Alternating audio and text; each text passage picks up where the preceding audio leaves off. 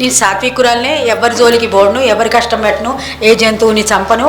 నా గురువు నాకు విద్య నేర్పాడు, అదొక్కటి నేను నా ఇంట్లో కూర్చుని తెల్లారగట్ట లేచి పొద్దున్నే నేర్చుకుంటాను చాలు.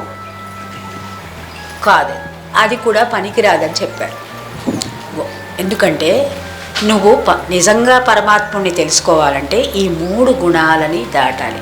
గుణాతీతమానం చిదానందరూపం చిదానందమానందమద్వైతపూర్ణం.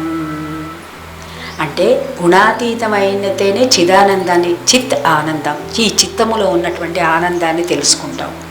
చిదానందమానందమద్వైత పూర్ణం. అద్వైత పూర్ణం అంటే మనమంతా ద్వైతంలో ఉంటున్నాం. నేను వేరు, పరమాత్ముడు వేరు అనే దృష్టి 2 కళ్ళతో చూడటం అలవాటైంది మనకి. ఒక కన్నుతో అంతర్నేత్రంతో చూడటం మనకి ఎవ్వడికి తెలియదు. ఆ విద్య పోయింది, కేవలం కొద్దిమంది గురువుల దగ్గర మాత్రమే ఉన్నది. సో ఆ 3వ నేత్రం తెరుచుకో, అంతర్దృష్టి అలవర్చుకో. ఈ 2 కళ్ళతో ప్రపంచాన్ని చూసి దోచుకోవటం మానే. ఇవి ఎప్పుడు కావాలని కోరుతూ ఉంటాయి. అంతర్దృష్టికి వచ్చినప్పుడు అది చాలు అంటుంది.